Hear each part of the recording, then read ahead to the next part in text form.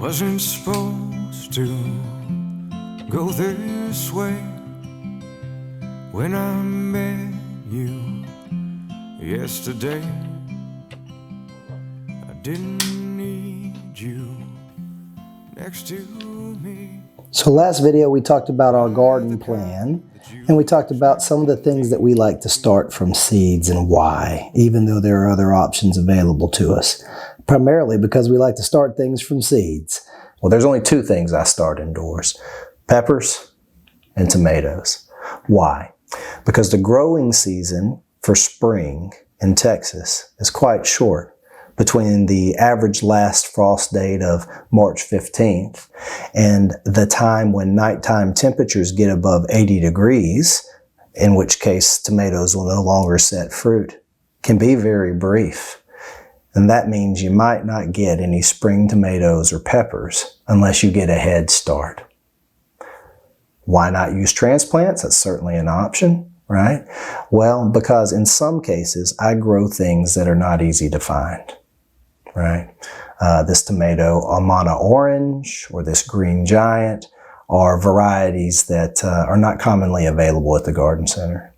I think the most important reason to start some plants from seed, it's amazing to watch that tiny little speck of a seed grow over the course of a season, sprouting all the way to a 10, 12 foot indeterminate tomato vine. It really helps to reconnect to nature in a meaningful way.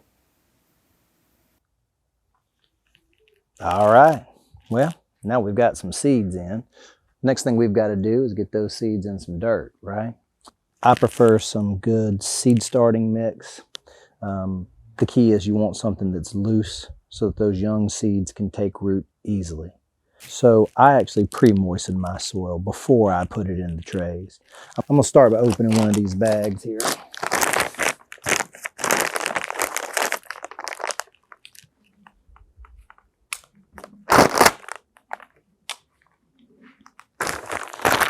Just put it right in the bucket like that.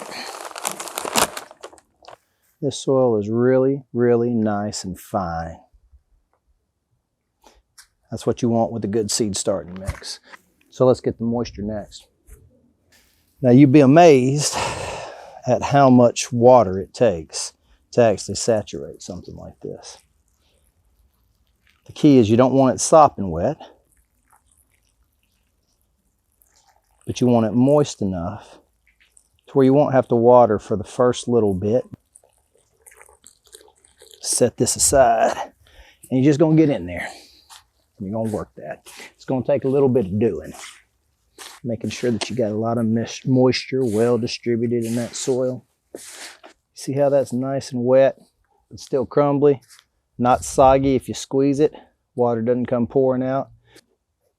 Now, once that thirsty soil is all moistened and ready to go, it's just time to put it in your seed trays. Just grab you some big old scoops of it. Go right on in. Try and smooth it out.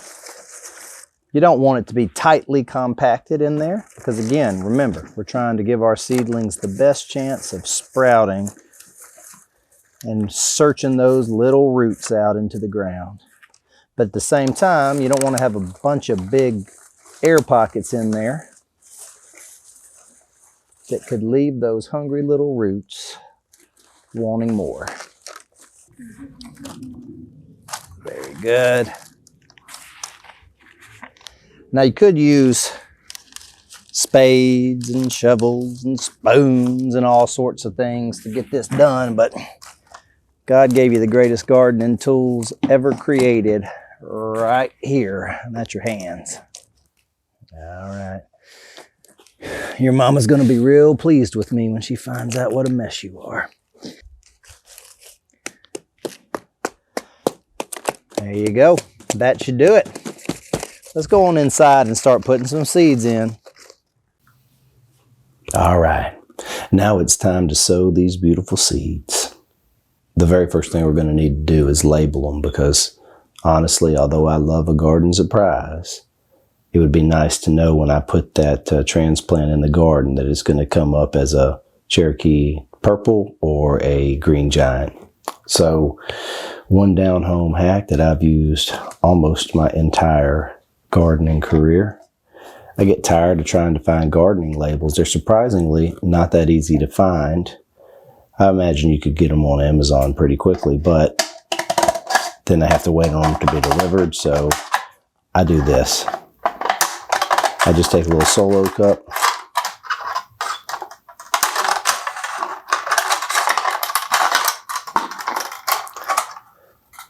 and voila, instant plant labels. First one, Cherokee Purple.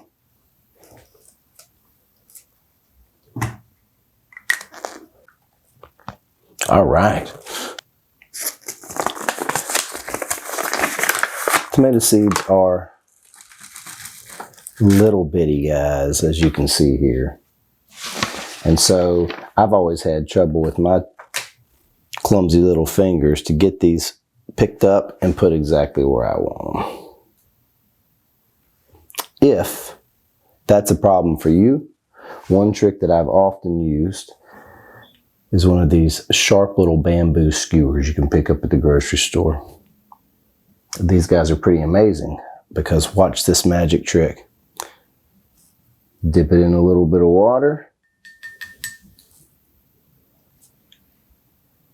and it'll pick those seeds right up. See if I can get you in focus there. And we can put them right exactly where we want them. Now I'm using a year-old seed packet. And to be honest, I kept it in good condition, so shouldn't have trouble germinating. But because of that, I'm actually going to sow a few extra seeds in each cell to ensure that some of them come up. And when they all come up, if that happens, well then I'll just take a pair of scissors and I'll trim back the seedlings that I don't need. So I space them out here a bit, trying to keep them more towards the center than the edges. So whichever one I select to grow up and go in the garden has as much room in that cell as possible for its roots to spread. Traditional wisdom is that you plant a seed about as deep as it is big. But these are tiny little seeds. So basically we just need to get a little bit of soil covering them. Again, to ensure that we get a good germination, we're going to place these seeds around the cell. It's another reason this big cell is good for us, right? Because we can get several seeds in here. And you're going to have a lot of seeds in a pack. As a suburban farmer, you're only going to have 1 or 2 plants of each variety in your garden. So you can afford to use a few extra. Now you see I flip this over to the blunt end of the bamboo skewer. And I just give them a little nudge down in the soil. Cover it up a little bit. And we're on to the next cell. Now remember, we intentionally bought these seed trays where each individual cell tears apart easily. That's because your tomato seeds are going to germinate more quickly than your pepper seeds. And you're going to want to be able to take them out from under the dome while you leave your pepper seeds still there. That's important because you want to be able to treat each individual plant with the care and nurturing it deserves. All right. Now it's time to push those labels down a little bit so that our dome will fit on. Take that guy, just like this, to hold all that lovely moisture in. And we're off to the races. Okay, let's talk a little bit about the setup. It's super simple, so it won't take us long. First things first, I always lay down a towel of some sort because as you start to heat up that soil, there's going to be condensation that gathers on the inside of the dome. I always make a little bit of a mess. So to keep the wife happy, I like to put this towel down. You can get you a heat mat on the internet. It warms things up to about 80 degrees. That's wonderful to keep the soil at the right temperature for good germination. Now, plug that into the wall because it's going to need to have constant power throughout the day and night. All right, now let's talk quickly about lights. In reality, your seeds don't need light to germinate, but as soon as they become young seedlings, light is very important. So rather than try and watch every moment of every day to determine when they begin to need light, I usually go ahead and set my lights up over my seed tray so that when they do sprout, the light's there waiting on them. These are just 2 cheap lights that I found at the garden store. You can spend the better part of your life researching lights. Which are better? Should we go LED or fluorescent? What spectrum of light is best for the plants? I found that these things want to grow, and they usually do grow. So, especially for beginners, I'd recommend you get out there and start growing as opposed to spending days, if not weeks, consuming all the information there is about the different grow lights in the world. Okay? Likewise, you saw that I had my seed tray sitting on a windowsill. Natural light is wonderful. We'll talk a little bit in the next video about caring for our seedlings. And there are some complications of using the directional light through a window, which means you might have to turn your seedlings regularly so that they don't get leggy or long and stretchy. These lights will help to level that out. Okay, real simple setup. I'm going to plug both of these into an extension cord. And then a trick that I've been using the past few years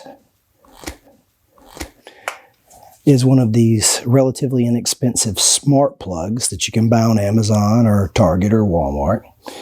And you can use an app on your phone that will allow you to program the timing. Now, we used to use all kinds of mechanical timers and whatnot.